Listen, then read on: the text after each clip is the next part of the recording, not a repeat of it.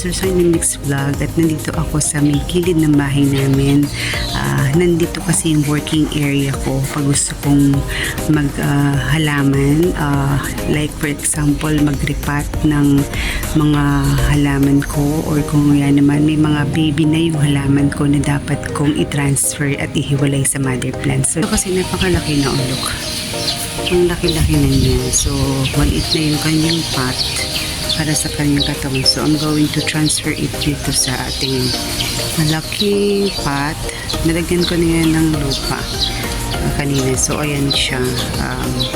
I-transfer ko yan dito. So, para at least magkaroon siya ng enough space to grow.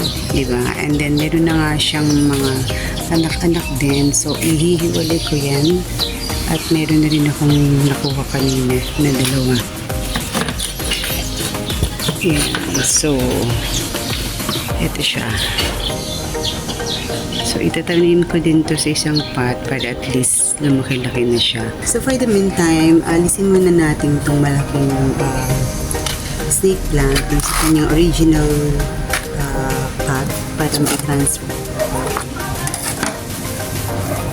So alisin na natin itong isa. Usually I don't use this. Nagkaganito ako. Parang hindi ako nakakilos ng mga. So, alisin natin itong isang ito.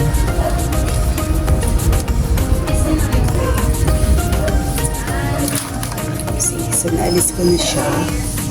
Ito na isa. So, itatanim ko rin to. So, dalawa yung nakuha ko na okay. So, ito na siya. Kung nakikita nyo. Yan. Yun yung dalawa na anak niya. So, ito transfer natin dun sa mas maliit na pot. So, kailangan being careful. So, nakuha ko siya na ng buo. So, ang gagawin ko, transfer ko na lang dito sa mas malaki na pot. Pero at least hindi na ako mahirapan. Dito na siya. Diba? So, okay na yan. So, kunin ko na babawasan ko muna ng konting lupa kasi mukhang lalo na ilagay.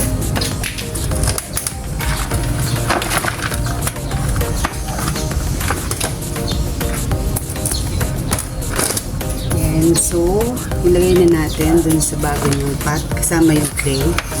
Yan. Okay na to. So, lalagyan ko na lang siya ng additional soil in between sa mga spaces na meron. And then, yung mga ito, hindi ko na ito ilalagay. Siyempre, yung mga roots. So, lagay natin yung ibang soil dyan. Yan. Up to this level, itong level na to.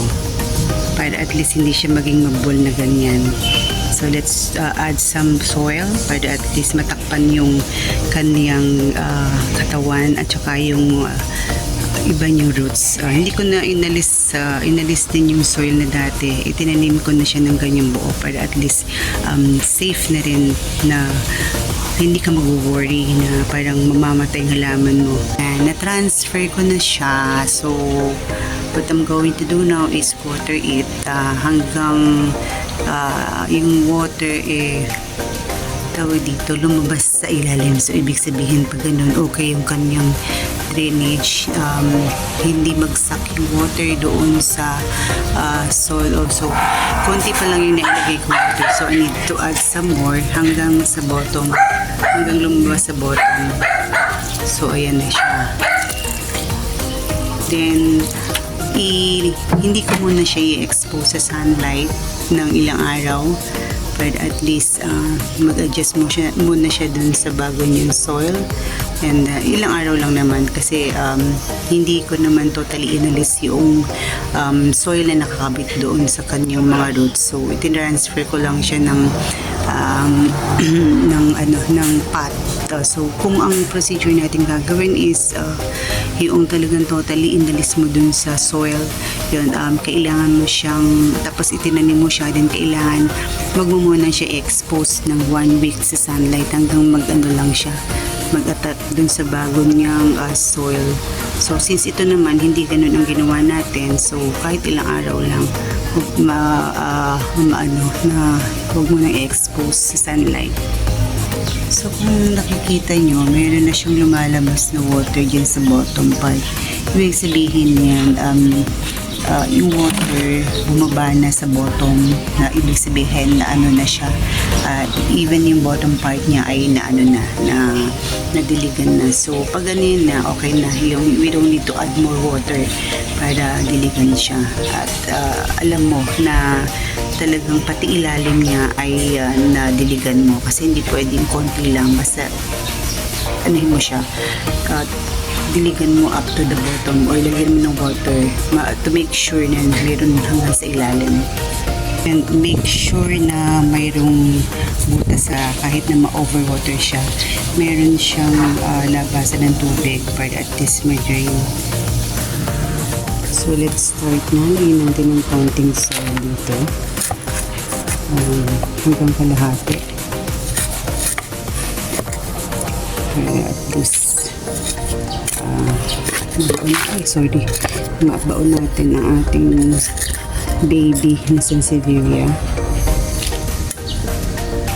So as per expert, pag nagre-repat ka, lalo ng mga baby na Sansevieria, you have to add some Epsom salt doon sa soil niya, lahati ng pot. So maglalagay tayo na a pinch of Epsom salt.